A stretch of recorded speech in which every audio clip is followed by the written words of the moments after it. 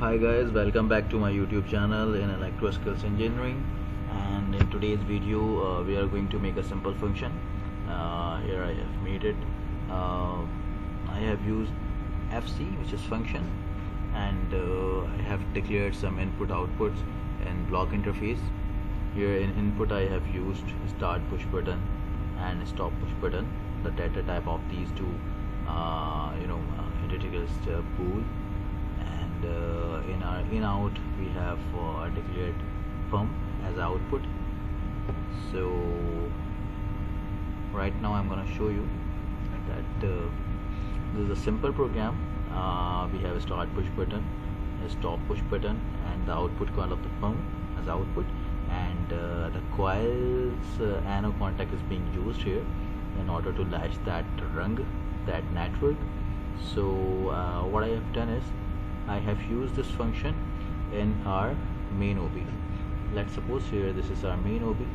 If I show you in program blocks, I have made FC and FB.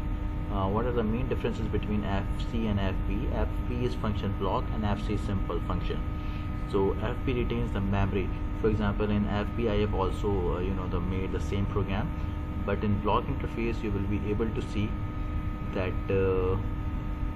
these data is being retained.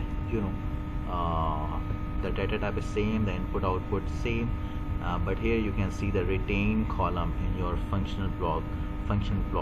Okay, so it means that whenever you use the function block, it will retain the data.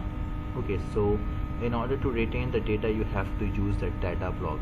So this is the data block, and this data block is the instant data block. Okay, for that time, instant data block for this particular FB. Okay, for function block. But what happens in FC? FC doesn't retain the value. Okay, so you can see the input tags and the data type are same, everything is same, but in FC, in function, you will not be able to see the retain column. So what happens? It will not retain the value. It will just just read the function, the value, and just for the one time. It will not keep the value for the second cycle. Okay, so let me show you the main OB. What I have done, I have called FC1. Here I have used motor 1, motor 2, and here the motor 3. Let me write here motor 3, pump number 3 or motor number 3. So for that I just drag and drop that one. Okay, just simple FC. For first motor or network 1 I have used FC1, this one, and for network 2 or motor number 2 I have used the same FC1. However, I have changed the variables, the value, okay, the address, internal memory, which is M01 and M1.0 here. But what happens in a motor number 3, I have used the data block.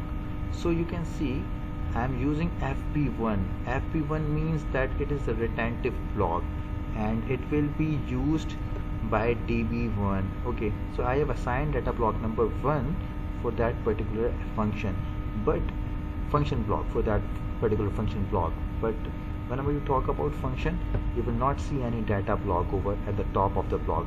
Why? Because it will not retain the memory. So here you can see the DB1, which has assigned to this particular function block.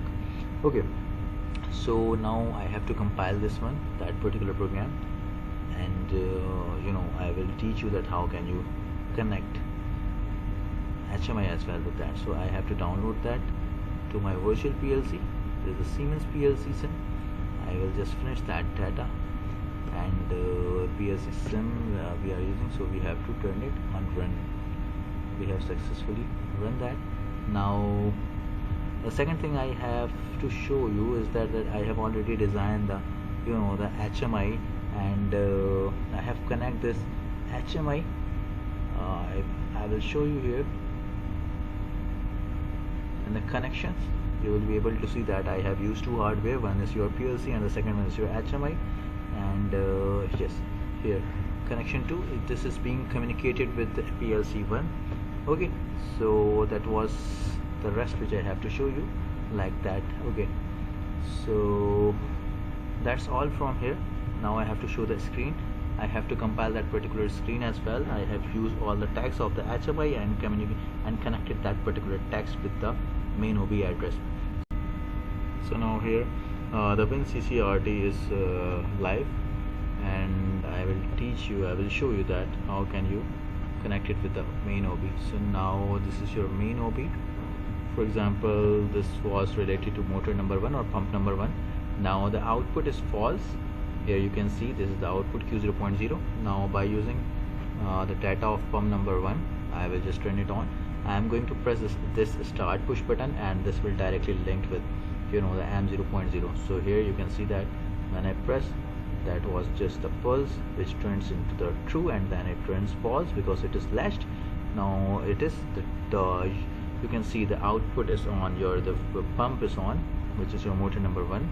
And if I want to turn it off, so I will just press the stop button. Okay, so what happens when I press the stop button, for just instant you will see this false signal will be getting true. Just for a second you can see that. Okay, now the output is off. Let me show you again. When I push the start button, this will get true for a second, just like that, and then when I release, it will get off. Okay, so let me off this, and let me turn this off. Now we will see the motor number 2. So the current condition of the motor number 2 is the input start push button is false. That's why the pump is stopped. And let us use this pump number 2 strategy. When I press this start button, this will get true, and that will lead the output to turn on in that way. Okay, so now the output is on. Here you can see on the HMI, but when I push that button, it will turn off. Now let's see for the